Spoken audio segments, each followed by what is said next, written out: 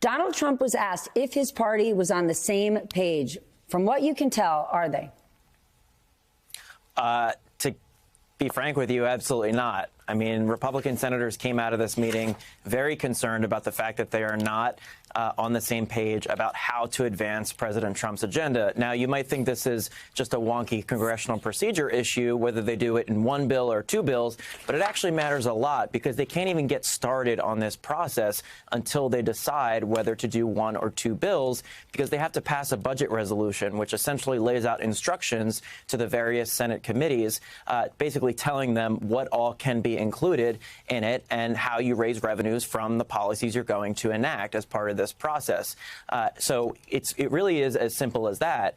And what Donald Trump was telling Senate Republicans was that he's siding with Mike Johnson on this, not because Mike Johnson's ideas are better than those proposed by Senate Republicans and new Senate Majority Leader John Thune, but because Mike Johnson is the weakest link in this GOP trifecta.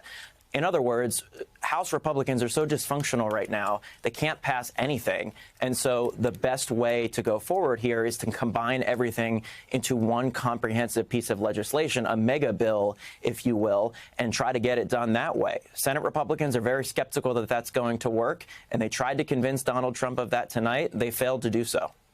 Well, Thune is very focused on Trump cabinet picks, how they're going to get them all through. Who do you think could be struggling the most? Well, look, I think the ones that are teetering on the edge are obviously Tulsi Gabbard, the pick for Director of National Intelligence, as well as Pete Hegseth, of course, the nominee for Secretary of Defense.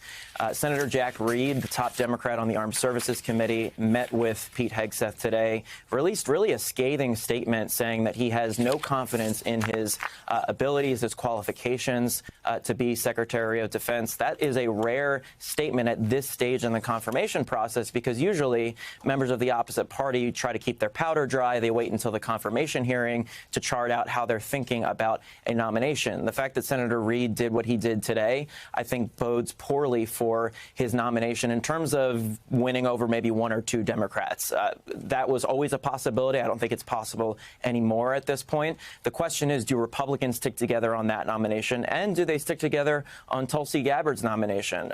She was supposed to have her confirmation hearing next week. Now it might slip into the week following because not all of her documents have been submitted to the committee, including the FBI backgrounder. There's a lot of senators I've spoken to who are really interested in reading that FBI backgrounder and seeing what all is in there. There's concerns also about her position on the Foreign Intelligence Surveillance Act, Section 702, which essentially allows warrantless surveillance. A lot of that information is compiled in the Presidential Daily Briefing, which Tulsi Gabbard, as Director of National Intelligence, would be responsible for providing to President-elect Donald Trump.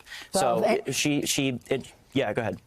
Nothing. I was just going to say, if any of those senators want to have a late night call, I'd love to see what's in that report, too. Blake, you used to work for Chuck Schumer. How do you think this is going to go down? Well, the senator has made it clear to the senators in his caucus that he wants to see fireworks. And by that, he means take this opportunity to really show the American people how insanely out of the mainstream some of these appointments are.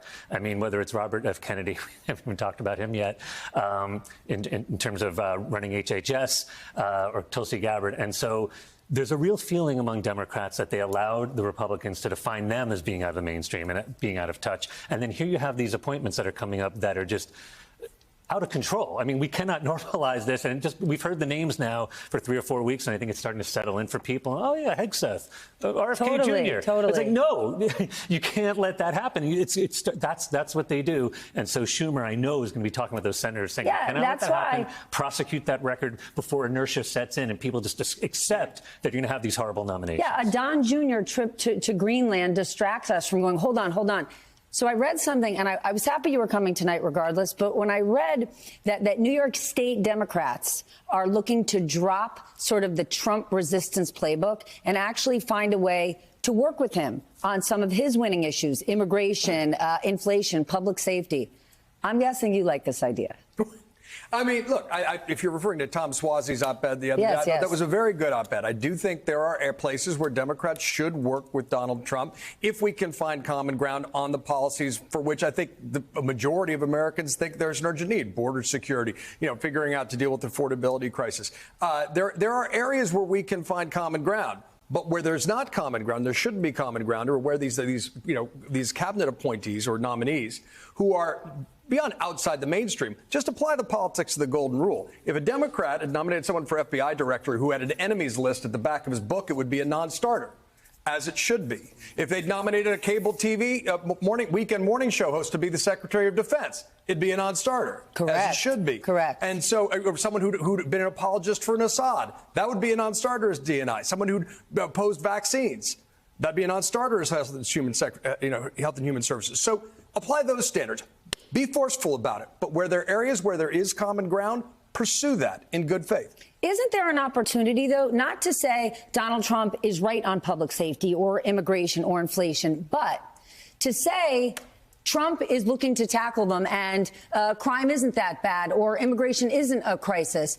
Can't one say, yes, these are top issues for voters, but he doesn't have the right solution? There is work to be done. We have it. That's exactly right. And look, the Democrats, I think if you start sounding like you're gaslighting people, saying, you should say clearly, violent crime rose under Donald Trump, it fell under Joe Biden.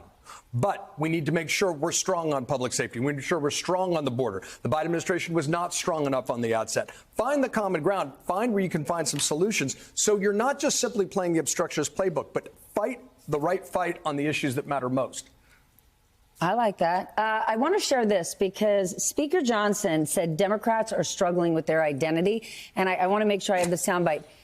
Congressman Hakeem Jeffries responded and said this.